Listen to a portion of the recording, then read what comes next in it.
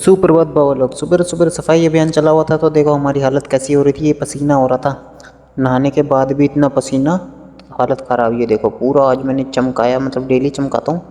आज बेड के नीचे से भी मिट्टी मुट्टी हो रही थी भाई। बेड के नीचे से भी फिनाइल वाला पानी डाल के एकदम चकाचक कर दिया। ये देखो दिख रहा होगा, नहीं तो पहले मिट्टी मिट्टी जमी हुई थी। पूरा घर धो जैसे दिया इसको। महाराज जी को मज़ा आ रहा था बैठे हुए। ये देखो यहाँ से भी मिट्टी, वहाँ से भी मिट्टी, सारी हटा दी। और अब टाइम हो गया था हिप्सी को दवाई देने का। वो बैठी उधर कोने में घुस के, तो उसको दवाई दी।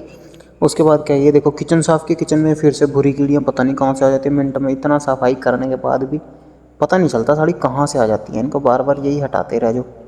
चलो कोई नहीं, ये भी इनका भी वो है, क्या है मतलब दिन धर्म है कुछ, तो इनको भी क्या ही कर सकते हैं अब। उसके बाद हम कपड़े धोए आज।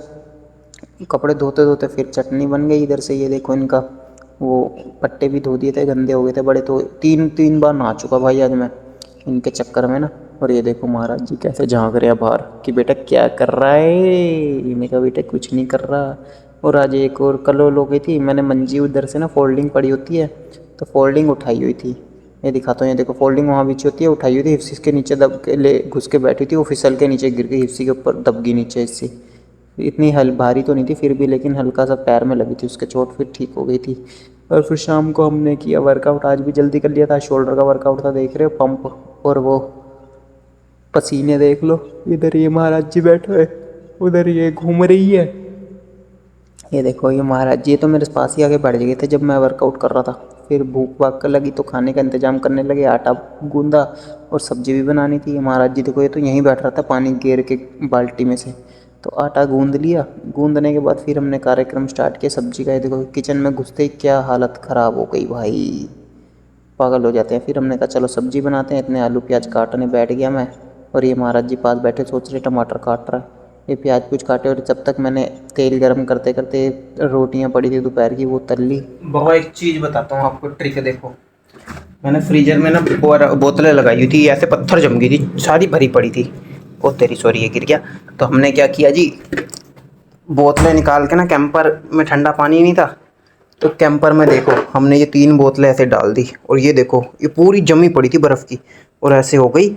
और उसके बाद ये देखो ये पूरी जमी पड़ी थी, ये पूरी जमी पड़ी थी पानी। उसके बाद कैंपर का पानी इतना चिल्ड हो गया ना भाई, ये मज़ा आ गया। ये भी ट्रिक आजमाते हैं। आई नो मेरे को पता है पानी में प्लास्टिक डाला हुआ है, लेकिन चलो कोई नहीं, घर चलता है इतना तो है ना। लेकिन चिल्ड हो गया भाई, मज़ा आ गया। बर्फ़ वो पड़ी वैसे भी काम नहीं आ रही थी। चलो अब खाना बना लिया देखो हमने, मज़ेदार। ये सब्जी क्या मस्त है ना। अब ये बच्चे बैठे इंतजार कर रहे हैं, इनको खाना खिलाएं। नहीं चल नीचे।